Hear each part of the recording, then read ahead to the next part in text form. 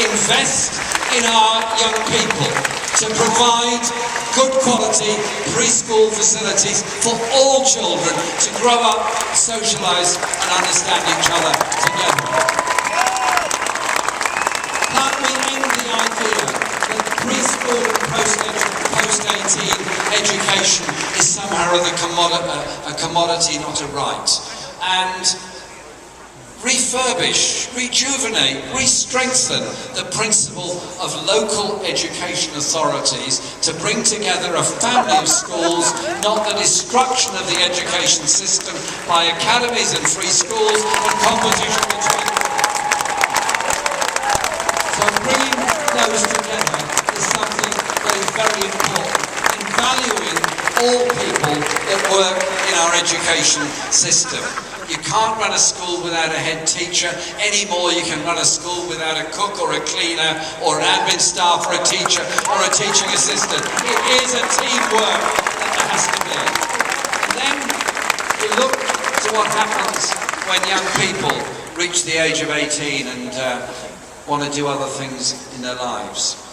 I want them to have a choice of whether they go to good quality apprenticeship with a good qualification at the end of it, or they go on to university and achieve something there. But I tell you what, there's two things holding us back. One is poverty, the other is the cost. If somebody is brought up in a poor environment and unable to achieve their potential in school, we are all the poorer for it. We're all the poorer because we don't get the engineer, the nurse, the doctor that could have come from that person.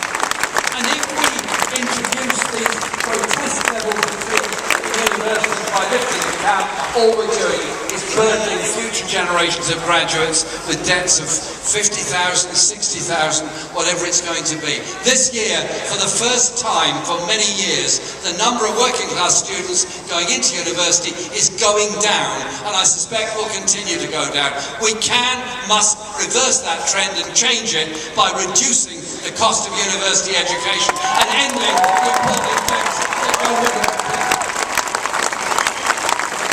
And recognise that education is also about education for life as a whole. So many of us have parents or relatives that manage to achieve a great deal by going to adult education, going to night school, going to supplementary education. All the funding for that has been destroyed or cut. Can't we recognise that when we as a community invest in education, we all benefit from it? Let's invest in everybody's education. And recognise that the cultural life of all of us is something that's very important. You have the Crucible Theatre here. We have that incredible tradition of writing, of poetry, of music, of dance. Make sure that is there. Make sure that is there for all of our children, so that all of our children can learn music in school. All of our children can have that opportunity for their own cultural expression. That is surely what is so strong in our society. And so this campaign is at one level about the leadership of our party, but it's also about how we do politics within our party. I'm proud of the size of our party, proud of the developments we've achieved. I'm also welcome back all those people that have come back to listen to what we have to say about the alternative we can offer to the people of this country. So that come the general election, there's a pretty clear choice. Do you want a Tory Britain with the inequality, the poverty and the injustice that goes with it? Or do you want a Britain where we have those values of community, those values of the value of everybody else and the contribution that you can make? When communities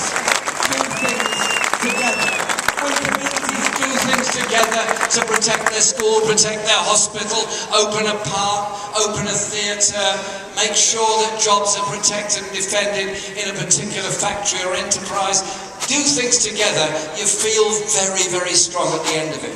But if instead you decide to blame him for the lack of school places, blame her for the shortage in the hospital, blame somebody else for the litter in the street or the lack of public transport or anything else. When you get into a blame culture, it's divisive, it's nasty, it creates a very divided and nasty society. And do you know what?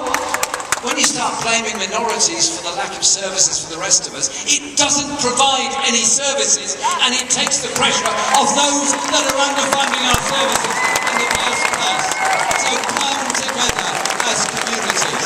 Come together as communities.